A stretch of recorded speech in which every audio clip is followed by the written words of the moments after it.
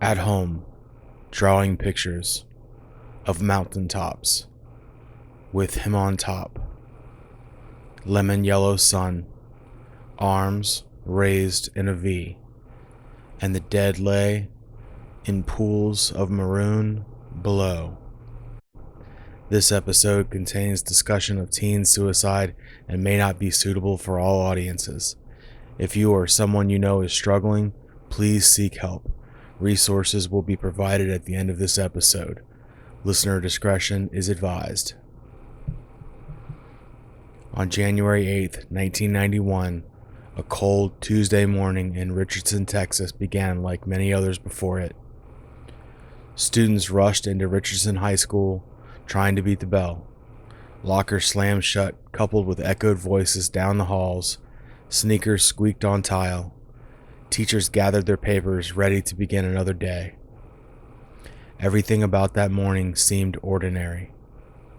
But before the end of the second period, one 15-year-old would walk right into the front of his English class, speak a single haunting sentence, and in an instant, change the lives of everyone in that school forever. This is the story of Jeremy Wade Dell.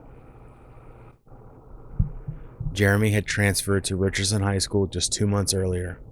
He was 15 years old with blonde hair that fell across his forehead and a quiet, reserved demeanor.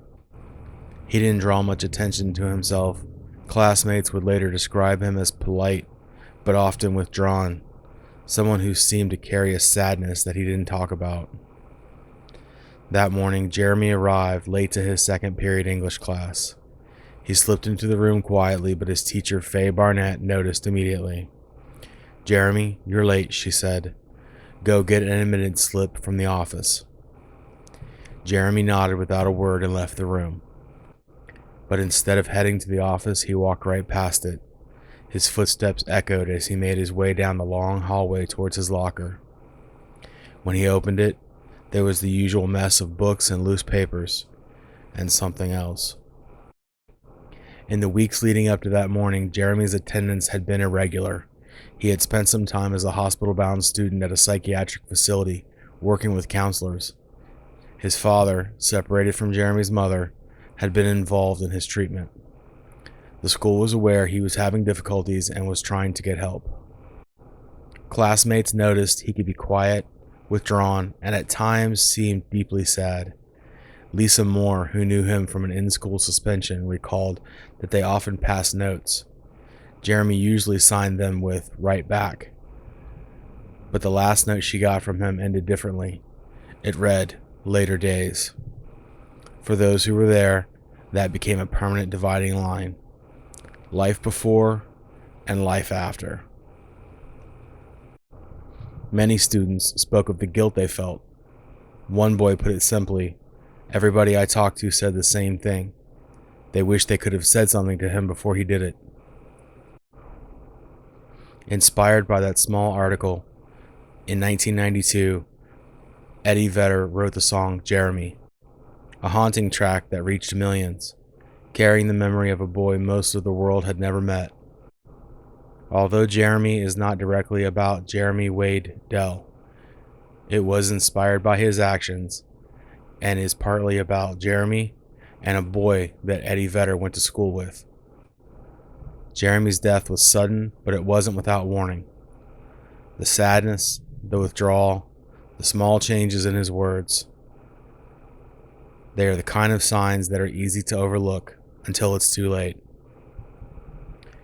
His story remains a reminder that sometimes even the smallest gestures can matter. A conversation, a note passed in class, a sign that someone sees you. Because for someone who feels invisible, being seen can be everything. If you or someone you know is thinking about suicide, help is available. In the United States, you can call or text 988. You are not alone. In that locker, wrapped in cloth, was a .357 Magnum revolver, stolen from a female acquaintance of his father. Jeremy unwrapped it, the steel glinting under the fluorescent lights. For a long moment he just stood there, silent, holding it. The noise of the school seemed to fade. No chatter, no locker slamming, just the low hum of the overhead lights and the sound of his own breathing. He then turned and began walking back towards the classroom. At 9:45 a.m., Jeremy stepped inside. Every head turned towards him. He walked straight to the front of the room and looked at his teacher and said, "Miss, I got what I really went for." A deafening blast followed. Students screamed. Desks scraped backwards. Chairs toppled. Papers floated to the floor. At the front of the room, Faye Barnett stood pressed against the wall, trembling, tears in her eyes. Out in the hallway, a student named Brian Jackson had been opening his locker. He thought the sound was someone slamming a heavy book, until the screams began.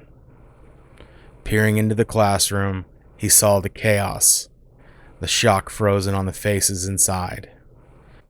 Within minutes, teachers and administrators moved the students into another room. The district's crisis team was on the way. To whoever I decide this is to, I have a lot going on. A little too much. More than what I can handle. I'm in too much pain.